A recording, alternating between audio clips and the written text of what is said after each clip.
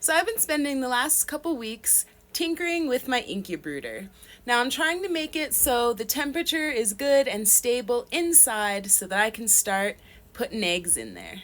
Definitely having like a little bit of trouble getting the temperature to be stable kind of all the way around, so I kind of rigged up a little fan in there, and I hope to get a fancier one in the future.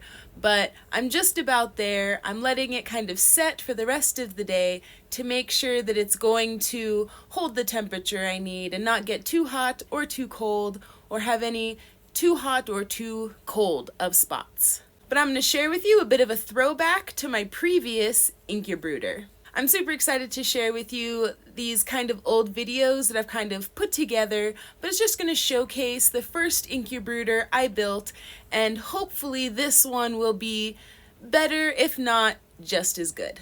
Hello fellow homesteaders. Today I want to show you a project that I've been working on for a while now.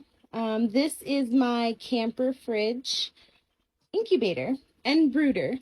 It's pretty fabulous because, all the heat that comes off of the incubator space down here keeps this space warm enough for my chicks. It sits between 70 and 80 in there.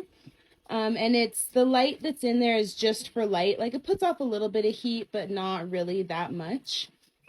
But it's just so, they have a light and they can see, and I turn it off at night. But yeah, I took the camper fridge, out of a camper that I used to build my chicken coop.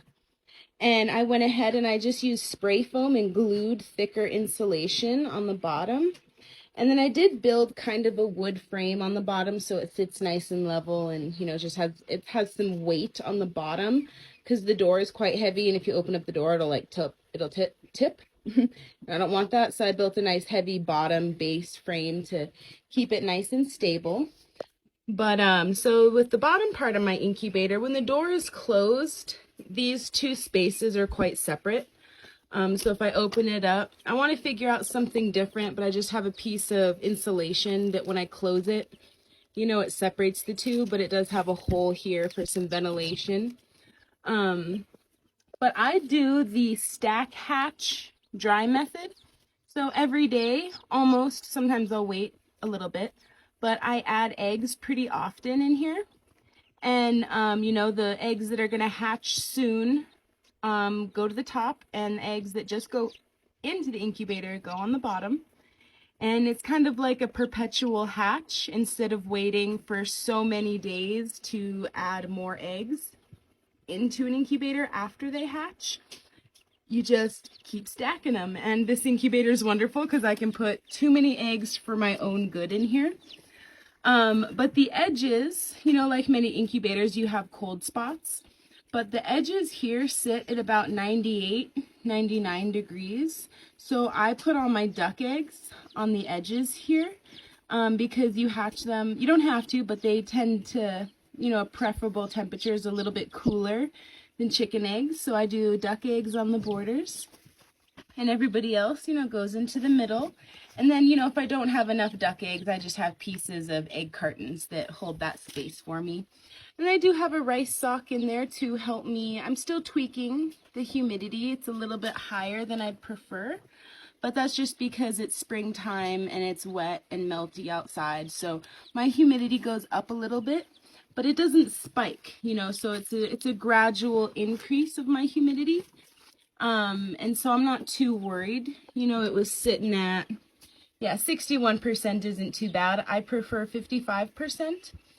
So my humidity ranges from, 55 to 65 usually, especially when I have a lot of birds hatching. And I did have a pretty nice hatch the last couple of days.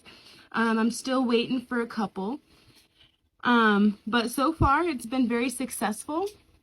The only thing I'm dealing with is I need a better fertilization rate. All the eggs that I put in that started to developed and hatched. And I have some eggs right here that those were just duds. They didn't start developing or anything.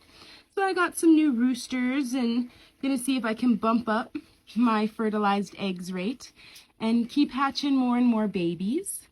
But yeah, I just wanted to show you my super groovy dual incubator brooder incubator. Because it works well, you know, once they hatch down here and they get nice and dry down there, they come to the top to kind of hang out with everybody else and stay off of the eggs down there. And yeah, everybody gets along great. And then once, you know, I have the batch of chicks for the chick order, that, you know, they're all in there and ready, I go ahead and take a video of that person's little babies and then tell them that they're ready, and then I can, you know, continue the next cycle of filling the brooder with chicks, and then you know, selling them, or, you know, sometimes I keep them. But if, you know, if, you know, I don't want too many chicks in here, so I do have another brooder, but usually, you know, it's 10 to 15 chicks, and they do perfectly fine in there for, you know, 3 to 5 days before I get them to whoever's buying them. But yeah, anyway, I hope you enjoyed this little video of my DIY incubator. I think that's a good name for it. Apologies for not giving you a little update on the little stuck chick, but pretty quick after I put her in the incubator, she popped right out of her egg, and she's one of those little babies there. She popped right out, and she's happy and healthy and obviously a little spunky. This little crossbeak here I rescued from one of the Tractor Supply stores. So I'm gonna have a little crossbeak Polish Bantam. They have like the rock star hair, so I'm pretty excited. But I have added a bunch more eggs. So my temperature is just a wee low. But I've got one hatching right there. And this that little baby that's in there was kind of trying to peck and help it out. So been keeping it extra dark in here so that little freshly hatched chick can't see. But I'm pretty excited for the next fat round of hatching. And yeah, this baiter is still working wonderful. I kind of added a little wood platform because the little babies are trying to fall through this little vent hole. But someone had commented they were kind of worried about the ventilation in here and it being airtight. I have a really large hole in the middle of the top here where the light comes through. And then it doesn't look like it, but that is also a vent hole. Just sometimes the insulation kind of like falls and I gotta poke it back out. But then there's also ventilation holes in the door. I think I want to add a couple more just to help with the humidity. But then there's also ventilation holes up here. And then there's a couple in the bottom and kind of the bottom sides down here. So it's not airtight in here, but it's pretty well, you know, contained and sealed in order to hold the heat. And I was kind of worried because when I cut the glass, I broke this bottom piece and I didn't have another piece to cut. But it worked pretty well because I was able to drill a couple extra insulation holes with the piece of wood that helps keep my glass up. It's not exactly pretty, but it's been working really fabulous. Like I said, you know, I just put eggs in there so my temperature is low. But it, you know, it gets back up to temp pretty quick, which is fabulous. But yeah, we'll do another update here soon when I get some more hatching. I wanted to make another little quick video just to show you how much I do love using egg cartons to hatch my eggs.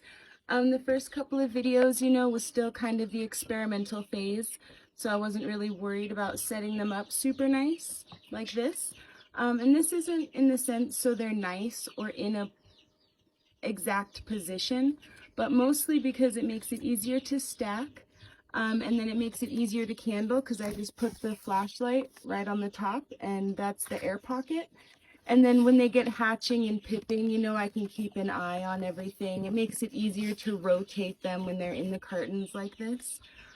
Some people may say that I need to cut a hole in the bottom, but I don't. I have not seen any difference between eggs with holes in the bottom, or egg carton pieces with holes in the bottom versus, you know, ones that are just like cut into strips.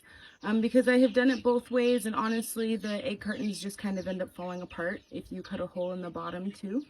I found that, you know, since it's cardboard and that they're permeable enough, you know, that, you know, there's no moisture retention and there's good airflow and everything between the egg and the carton. But I just love the cartons a lot because, you know, it just makes the whole system a little bit easier. But it's also so cute because even after they hatch, you know, they just sit in those little cups, you know, and then, you know, once they're hopping around enough, you know, they come down here for a little bit. You guys have already made it a disaster. Goodness. But so I did also switch the incubator and the brooder because the incubator space was actually getting too hot.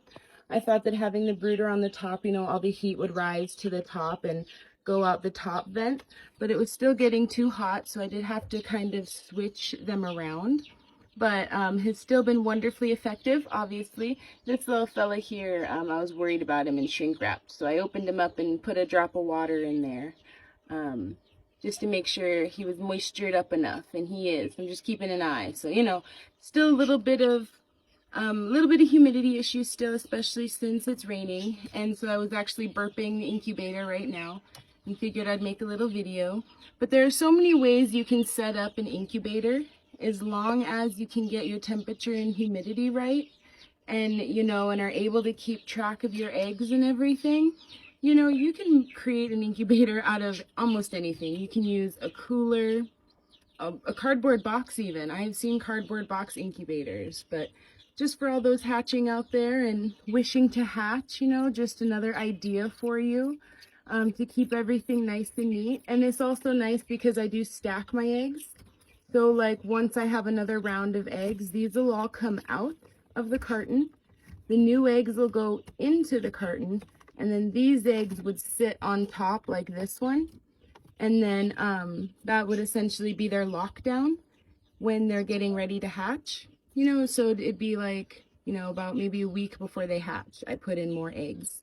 You know, my system kind of varies. Sometimes I just throw a bunch of eggs in there. I got some duck eggs from a friend, and she also gave me some blue eggs.